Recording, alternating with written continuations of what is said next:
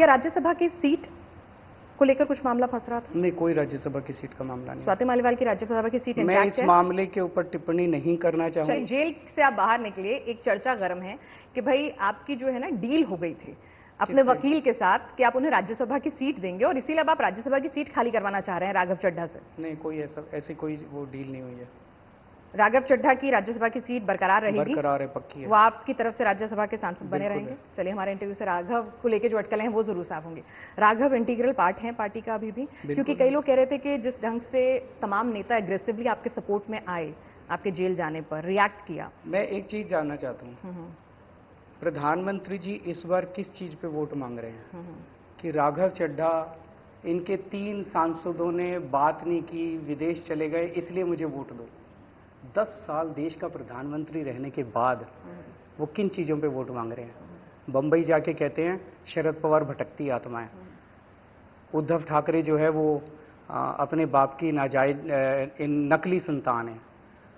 कल मैंने उनका भाषण सुना, वो कहते हैं अगर इंडिया गठबंधन को वोट दे दिया तो वो आपकी टूटी छीन के भाग जाएंगे।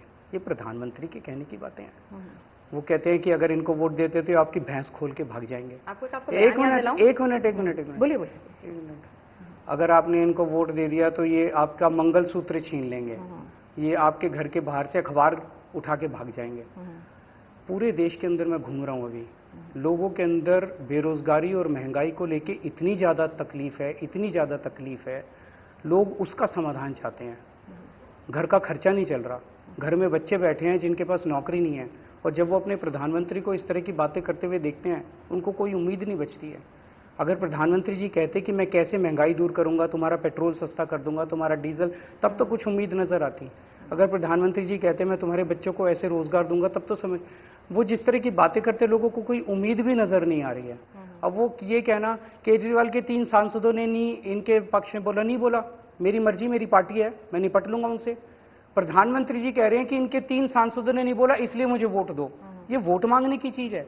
मेरे 3 सांसदों, आडवाणी जी ने मोदी जी के पक्ष में वोट मांगा इस बार, मुरली मनोहर जोशी ने वोट मांगा मोदी जी के पक्ष में, वसुंधरा राजे ने वोट मांगा। 30 नेताओं की लिस्ट दे दूंगा जो बीजेपी के घर बैठे हैं। और इस बार तो आरएसएस की और इनकी भी लड़ाई हो गई है। जेपी नड्डा साहब कह रहे हैं कि आरएसएस की जरूरत नहीं है, तो इसका मतलब दोनों में कसके लड़ाई हो गई है। सवाल था इसका मतलब ये कसके लड़ाई हो गई है। वही तो आरएसएस के नीचे के कार्यकर्ता इनके लिए काम ही नहीं कर रहे। वही पूछना है। अच्छा, आपके लिए तो आपकी जीत में मदद मिलेगी? नहीं, जीत में मदद मिलेगी। मैं ये कहने की कोशिश कर रहा हूँ कि हमारे तो 3 ही सांसद नहीं बोले, इनका तो पता नहीं सारी आधी बीजेपी घर बैठी है। चलिए, एक सवाल मेरा आपसे यह है कि आपके पास जब से आप जेल से लौट कर आए हैं, आपके पास हर पार्टी की, खासतौर से बीजेपी की पूरी इनसाइड इंफॉर्मेशन है। कौन किसका उत्तराधिकारी होगा, कौन जो है उत्तराधिकारी के साथ साथ जो है किसको हटा रहे हैं, किसको बना रहे हैं, किसको खत्म कर रहे हैं। जेल में आपका खबरी कौन था? कहां से मिल रही थी ये सारी खबरें? आप ही जैसे दोस्त थे। आप ही जैसे। चलिए, आपने मुझे दोस्त माना। नहीं तो अभी तक तो आपको लग रहा था मैं प्रेजुडिस्ड हूँ। ये भी अच्छा है। तो सारी खबरें आपको दूसरी पार्टी की बड़ी पता चल जाती हैं। आपकी पार्टी के सक्सेसर कौन है? अभी शुभ बोलिए, मैं मर नहीं रहा अभी, और ना मैं 75 साल का हो रहा है। जब 75 साल का होऊंगा तो मेरे से सक्सेसर पूछ लीजिएगा। चलिए, आप कहते हैं लोग आपको दबाते हैं, घेरने की कोशिश करते हैं। मैं मान लेती हूँ एक बार को, अगर इन तमाम मुद्दों के चलते भी अगर ऐसी स्थितियां बनती हैं कि केजरीवाल जी को इस्तीफा देना पड़ता है या देने के लिए दबाव बनाया जाता है, तो कौन होगा पार्टी? कौन चलाएगा सरकार? कौन दबाव डालेगा? सुप्रीम कोर्ट भी डाले। सुप्रीम कोर्ट ने कह दिया कि दबाव नहीं डाल सकते। अच्छा, हाँ, गया था मामला सुप्रीम कोर्ट में, उन्होंने कहा दबाव नहीं डाल सकते इन पर, इनकी मर्जी।